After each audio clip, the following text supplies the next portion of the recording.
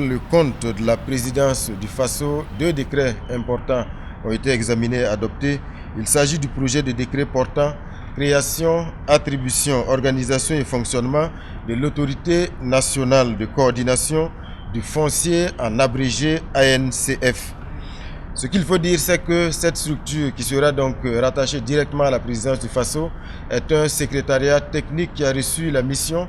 de coordonner et surtout d'accélérer tous les processus en cours en termes de digitalisation de la gestion donc du foncier. Il s'agit d'une étape importante en vue de créer donc les conditions d'une plus grande transparence dans ce secteur et surtout il devrait favoriser donc la gestion de l'appurement du passif foncier. Ce qu'il faut dire, c'est que, comme vous le savez, le foncier aujourd'hui est un secteur au Burkina Faso qui fait l'objet de beaucoup de tensions et qui est porteur aussi des germes de conflits, non seulement dans les centres urbains, mais également, bien sûr, en campagne. Et donc, ce secrétariat technique-là a pour mission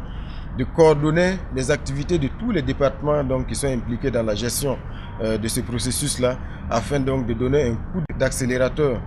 notamment dans le processus de digitalisation. Le deuxième décret donc, qui a été adopté est un décret qui porte conditions et modalités de dénonciation des faits de corruption et infractions assimilées des mauvaises pratiques dans les administrations publiques ainsi que les récompenses y afférentes. Ce décret vient concrétiser la volonté affichée par le chef de l'État et bien sûr l'ensemble donc des autorités de la transition de lutter avec beaucoup plus d'énergie contre les mauvaises pratiques dans l'administration mais aussi contre la corruption.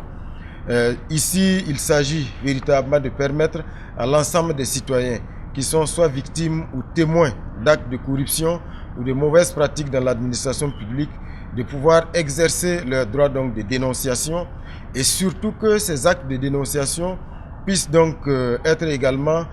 transmis au niveau de la présidence du FASO. Donc ça veut dire que le citoyen qui dénonce peut et doit transmettre une copie de la dénonciation au niveau de la présidence du FASO qui pourra donc prendre en charge également cette question et s'assurer donc que le nécessaire soit fait pour donc poursuivre, sanctionner, réprimer donc tous les actes de corruption qui vont donc être dénoncés et qui seront avérés. Ce qu'il faut aussi dire, c'est qu'au terme de ce décret, il est prévu aussi des récompenses pour ceux qui vont donc dénoncer ces actes de corruption et s'il s'avère que ce sont donc des dénonciations et des actes qui sont fondés, il y a des modalités de récompense de ces citoyens-là qui vont être définies par un arrêté interministériel entre le ministère de l'économie et puis bien sûr les autres départements ministériels donc, qui sont impliqués. Donc il s'agit d'un décret qui a vraiment pour motivation principale